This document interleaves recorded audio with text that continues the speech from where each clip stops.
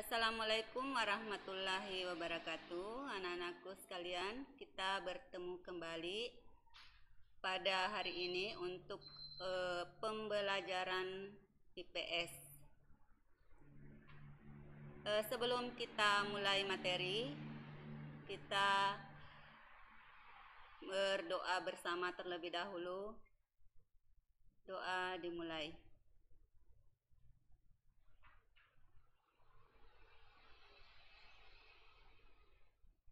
Selesai. Anak-anakku sekalian, masih dalam masa pandemi kali ini, kalian mudah-mudahan masih tetap semangat dalam belajar di rumah, karena untuk menghadapi semester genap kali ini kita masih dalam proses pembelajaran yang dilakukan dari rumah.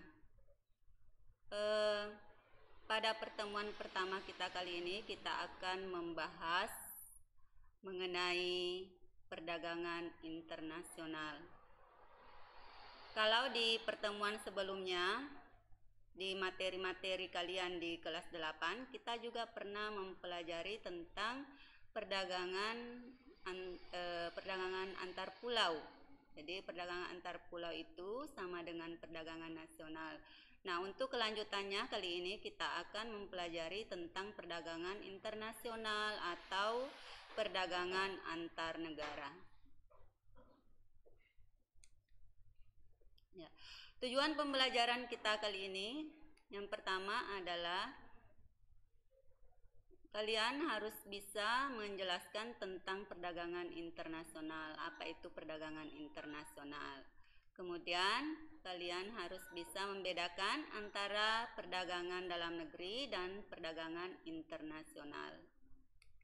Yang ketiga, kalian mampu menyebutkan faktor-faktor yang mendorong perdagangan internasional.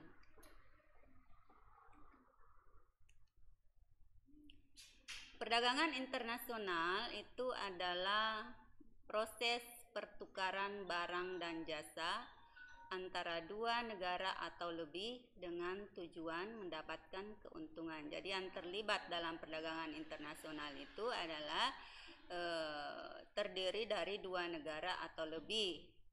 Ya. Dalam perdagangan internasional itu antar negara melakukan kegiatan tukar menukar barang maupun jasa. Kalau yang berupa barang mungkin kalian sudah tahu semua bahwa dalam kegiatan keluar masuknya barang antara satu negara dengan negara lain itu biasa juga dikenal dengan kegiatan ekspor dan impor.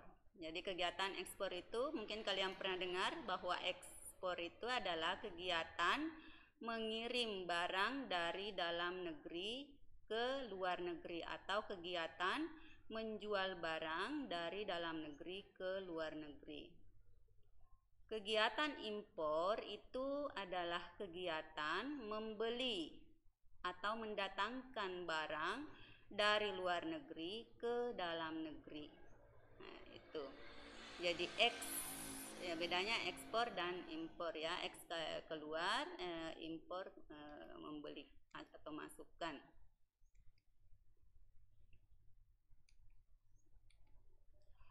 Ada beberapa perbedaan antara perdagangan dalam negeri dan luar negeri. Ya.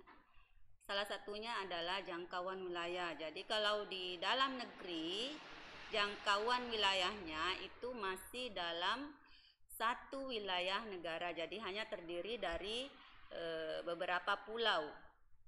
Misalnya antara Sumatera, Kalimantan, atau Sulawesi dengan Papua.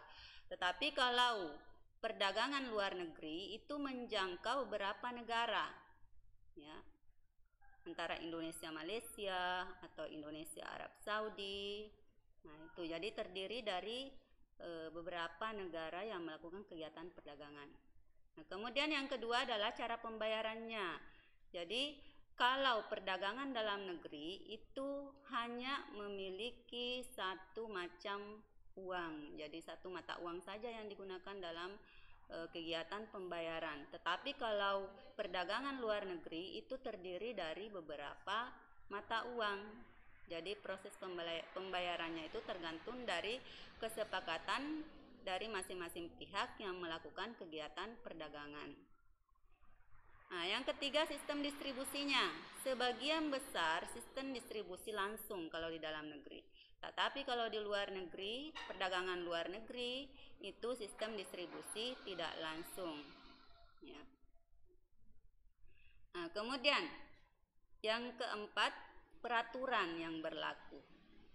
Kalau perdagangan dalam negeri itu hanya terdiri dari satu aturan, ya, aturan sendiri dalam negara tersebut. Tetapi kalau perdagangan luar negeri itu masing-masing negara memiliki aturan yang berbeda, ya, sehingga biasanya sulit untuk melakukan kegiatan perdagangan karena negara yang satu memiliki aturan berbeda dengan negara yang lain.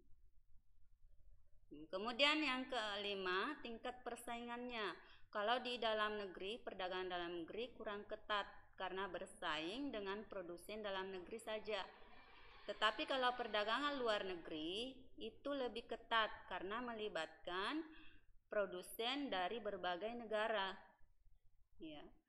Banyak produsen yang unggul dari beberapa negara yang turut bersaing dalam kegiatan perdagangan luar negeri.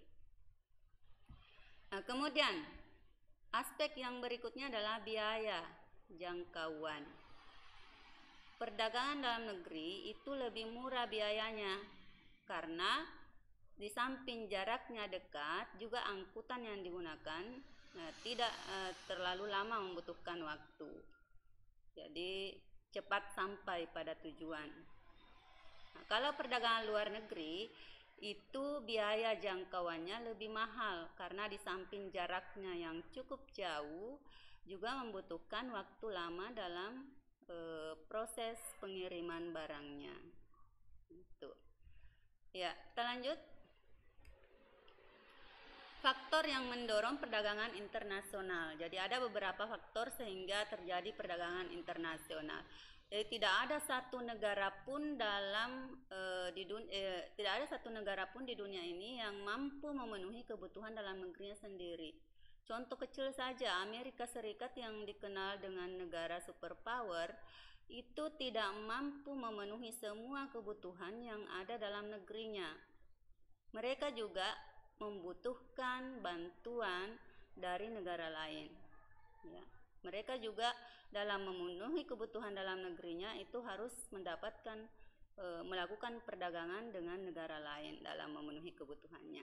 Misalnya kebutuhan minyaknya itu dipenuhi dari negara Arab Saudi. Itu salah satu contoh saja ya. Nah, kita lanjut tadi ke faktor pendorongnya. Yang pertama adalah karena perbedaan sumber daya alam yang dimiliki tiap negara itu tidak sama ya, berbeda perbedaannya. Antara satu negara dengan negara lain tidak ada yang sama dalam hal sumber daya alam. Kalau toh ada yang sama, jumlahnya dalam hal memproduksi itu tidak sama. Jumlah hasil produksinya tidak sama. Kemudian perbedaan tingkat kualitas sumber daya manusia. Jadi kalau kita di Indonesia betul sumber daya alam kita melimpah, tapi mungkin dari segi sumber daya alamnya bisa jadi kurang banyak dalam hal keahliannya itu kurang. Jadi masih perlu kerjasama dengan negara lain dalam hal sumber daya manusia. Yang ketiga perbedaan iptek, ya, ilmu pengetahuan dan teknologi kita itu bisa jadi lebih ada beberapa negara yang lebih rendah dengan negara lain. Yang keempat perbedaan budaya suatu bangsa. Nah, kita memiliki budaya yang sangat kaya. Salah satunya adalah dalam hal membatik, budaya membatik. Dari dulu sampai sekarang itu masih sangat terkenal budaya membatiknya, sehingga itu merupakan salah satu komoditas dalam perdagangan internasional.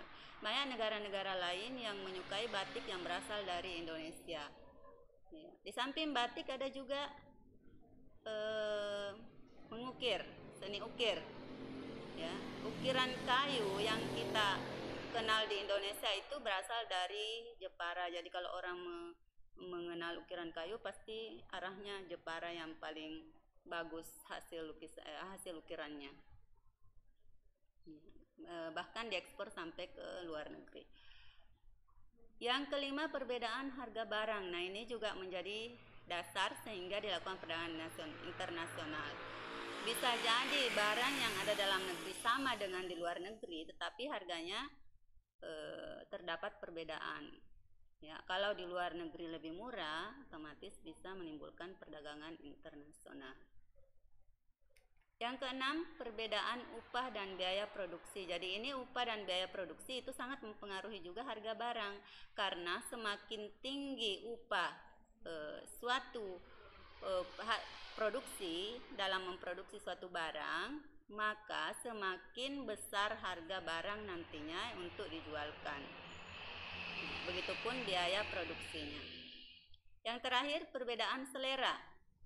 Nah, selera ini memang sulit untuk kita bendung karena setiap individu itu memiliki selera yang berbeda. Ya, bisa jadi sepatu, tasnya, bajunya ada di negara itu, tetapi tidak sesuai dengan seleranya. Dia memerlukan model-model yang berasal dari luar. Jadi itulah materi kita yang bisa saya sampaikan pada pertemuan kali ini. Dan pertemuan berikutnya kita akan melanjutkan pada manfaat dan dampak dari dilakukannya perdagangan internasional.